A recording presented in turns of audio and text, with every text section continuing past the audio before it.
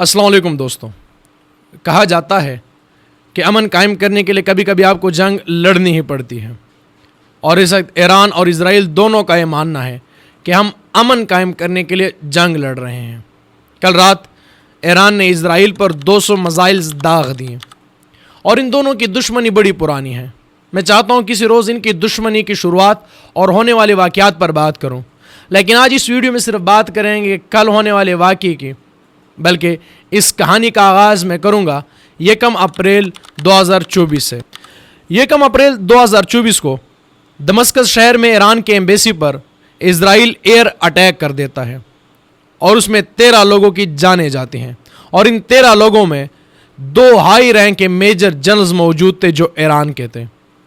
اب اسرائیل بیٹھ جاتا ہے اور ایران کہتا ہے کہ ہم جوابی کارروائی ضرور کریں گے، لیکن جگہ کا انتخاب بھی ہم کریں گے اور وقت کا انتخاب بھی ہم کریں گے۔ ٹھیک 12 دن بعد یعنی 13 اپریل کو اسرائیل جگہ کا بھی انتخاب کرتا ہے اور وقت کا بھی انتخاب کرتا ہے، اور 300 میزائلز داغ دیتا ہے اسرائیل پر۔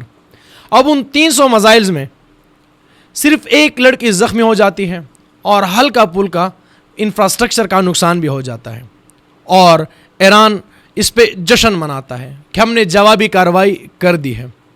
لیکن یہ کوئی اچھی خاص کوئی کارروائی تھی نہیں، اس کو ہم کہہ سکتے ہیں کہ ایک فیس سیونگ تھا، اور عالمی دنیا کو یہ بتانا تھا کہ ہم نے جوابی کارروائی کر لی ہے۔ اب اسرائیل کہتا ہے کہ اب ہم کارروائی کریں گے، اب ہم وقت کا انتخاب بھی ہم کریں گے اور جگہ کا انتخاب بھی ہم کریں گے، اور جس کو ماریں گے اس کا انتخاب بھی ہم کریں گے۔ اور اس سے پہلا ایک واقعہ 3 جون 2020 کو ہو چکا ہے کہ قاسم سلیمانی جو بڑے ہائی پروفائل جنرلز تھے ایران کے، اس کو امریکہ مار دیتا ہے، اور یہ عراق میں امریکہ کی ایئر بیس پر ایران حملہ کر دیتا ہے، جس میں بھی کوئی جانی نقصان نہیں ہوتا، یعنی وہ حملہ بھی صرف فیس سیونگ تھا۔ اب اس 13 اپریل کے واقعے کے بعد اسرائیل کی باری تھی، اور اسرائیل وقت اور جگہ کی تلاش میں تھا۔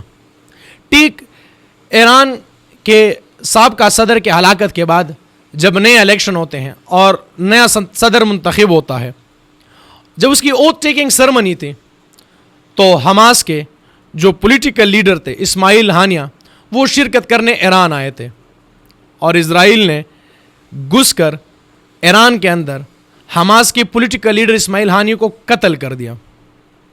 اور اب پچھلے دنوں لبنان میں پیچرز دھماکے بھی کیے۔ پیچرز دھماکے سے مراد کی ایک ڈیوائس ہوا کرتی تھی جس سے کمیونیکیشن کی جاتی تھی، میسج پیغام رسائی کی جاتی تھی۔ ان ڈیوائسز کو اسرائیل اپنے ملک سے کنٹرول کر کے لبنان کے اندر دھماکے کرتا ہے، اور پھر کچھ ہی دن بعد حزب اللہ کے جو چیف لیڈر تھے حسن نصر اللہ، ان کو بھی ایک دھماکے میں مار دیتے ہیں۔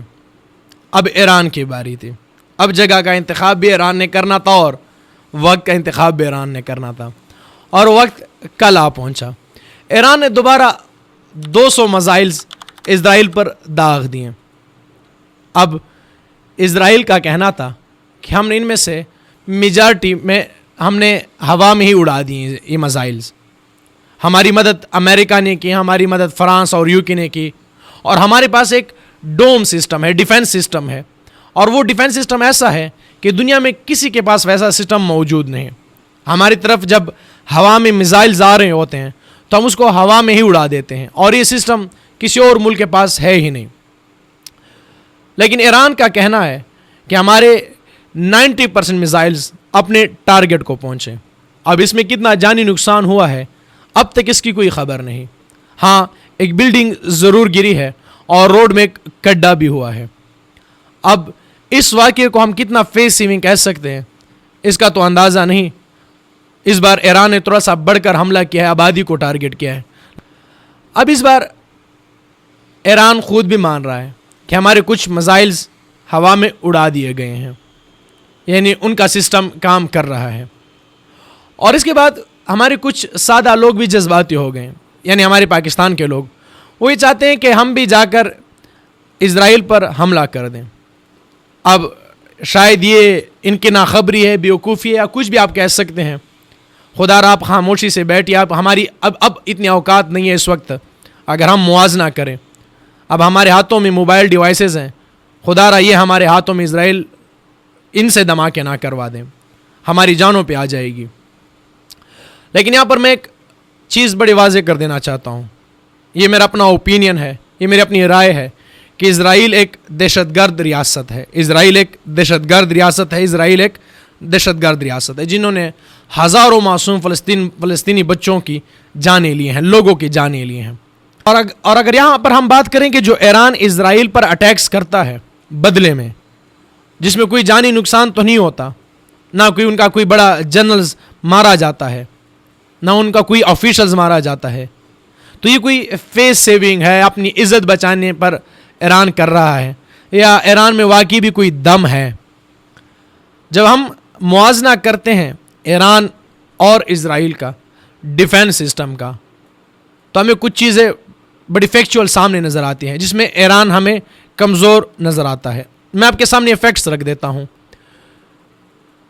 اگر ہم بات کریں ڈیفینس بجٹ کی، تو اسرائیل 24 ارب ڈالر اپنے ڈیفینس سسٹم پر خرچ کرتا ہے، اور ایران خرچ کرتا ہے 10 ارب ڈالر، یعنی 10 ارب ڈالر اور 24 ارب ڈالر میں زمین آسمان کا فرق ہے۔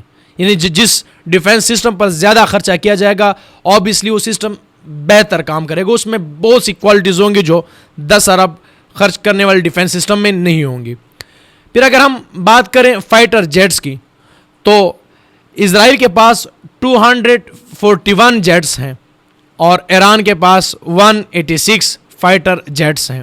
اگر ہم بحری جہازوں کی بات کریں تو اس جنگ میں سچ ایز بحری جہاز استعمال ہوئے تو نہیں ہیں، لیکن یہاں پر بحری جہازوں میں ایران سبقت لے گئے، ایران کے پاس زیادہ بحری جہاز ہیں۔ اور اگر ہم ملٹری کی بات کریں تو ایران کے پاس 6 لاکھ سے زیادہ فوج ہے اور اسرائیل کے پاس 2 لاکھ سے کم فوج ہے۔ لیکن یہاں پر بھی آپ ایک بات بڑی واضح طریقے سے سمجھ لیں کہ جب 2 سٹیٹس آپس میں جنگ لڑ رہی ہوں، 2 ملک ایک دوسرے سے لڑ رہے ہوں، تو وہاں پر فوج کی تعداد سچ ایز میٹر نہیں کرتی، کیونکہ وہاں پر پھر ٹیکنالوجی، جیٹس، میزائلز اور ڈرونز دوسری چیزیں آ جاتی ہیں۔ فوج کی تعداد کچھ خاص میٹر نہیں کرتی۔ ہاں البتہ اگر آپ اپنے ملک کے اندر، اپنے ٹیریٹری کے اندر کسی ملیٹنٹس گروپ کے ساتھ لڑ رہے ہیں تو آپ کی فوج کی تعداد میٹر کرتی ہے۔ اب یہاں پر اسرائیل کے پاس ایک اور ایج بھی ہے، اور وہ ہے ڈوم سسٹم۔ ڈوم سسٹم ہوا میں میزائل اڑانے والا سسٹم ہے۔ اگر آپ کی طرف کوئی میزائلز آ رہے ہیں، آپ پر کوئی اٹیک کر رہا ہے، تو آپ ان کو ہوا میں اڑا سکتے ہیں، جبکہ ایران کے پاس ایسا نہیں ہے۔ اور یہاں پر آپ کو ایک اور ٹیکنیکل چیز سمجھنے کی بھی ضرورت ہے، اور وہ یہ ہے کہ ایران اور اسرائیل کے درمیان 2152 کلومیٹرز کا فاصلہ ہے، اپروکسیمیٹلی 2200 آپ سمجھ لیں۔ اور یہ فاصلہ بڑا میٹر کر رہا ہے، وہ اس لیے کہ جو اسرائیل کے پاس میزائلز ہیں ان کی رینج 2500 سے اوپر کی ہے، 2500 کلومیٹر سے اوپر رینج ہے جو اسرائیل کے پاس میزائلز ہیں۔ لیکن جو ایران کے پاس ہیں ان میں سے زیادہ تر کی جو رینج ہے وہ 1700 ہے، کچھ کی رینج 2000 کو بھی ٹچ کر رہی ہے۔ اب اگر ایران اٹیک کرتا ہے تو وہ اسرائیل کے بارڈرز کو اٹیک کرتا ہے، ان کی رینج وہاں تک پہنچتی ہے۔ لیکن جب اسرائیل اٹیک کرے گا تو وہ ایران کے کسی بھی ایریا کو ٹارگٹ کر سکتا ہے، اور ایران اگر اندر بھی جانے کی کوشش کرے گا تو وہ ڈوم سسٹم سے کہیں کسی نہ کسی حد تک کاؤنٹر کر لیں گے۔ لیکن اگر آپ ایران کی بات کریں تو ایران اس کو کاؤنٹر نہیں کر سکتے، ایران کے پاس کوئی ڈوم سسٹم نہیں ہے۔ اب اگر ہم اس جنگ میں کنکلوژن کی بات کریں تو ایران فیس سیونگ ضرور کر رہا ہے، لیکن وہ کسی بھی صورت اسرائیل کی ڈیفینس سسٹم کو پیچھے نہیں چھوڑ سکتا، وہ بہت آگے نکل چکا ہے۔ اور ہمارے کچھ سادہ لوگ ہیں، بڑے، میں سادہ اس لیے کہہ رہا ہوں، میں ان کو کوئی اور الفاظ استعمال نہیں کرنا چاہتا، اس لیے میں سادہ کا لفظ استعمال کر لیتا ہوں، اور وہ چاہتے ہیں کہ ہم پاکستان بھی اسرائیل پر اٹیک کر لیں، اور وہ سمجھتے ہیں کہ ایران ان سے جو ٹکر لے رہا ہے تو برابری کی ٹکر ہے، اور ایران ان کو بڑا نیچا دکھا رہا ہے، ان کو کمزور کر رہا ہے اسرائیل کو، وہ اسرائیل کو ختم کرنے پر آیا ہوا ہے۔ ایسی کوئی بات نہیں ہے۔ میں نے آپ کے سامنے پوری کہانی رکھ دی ہے۔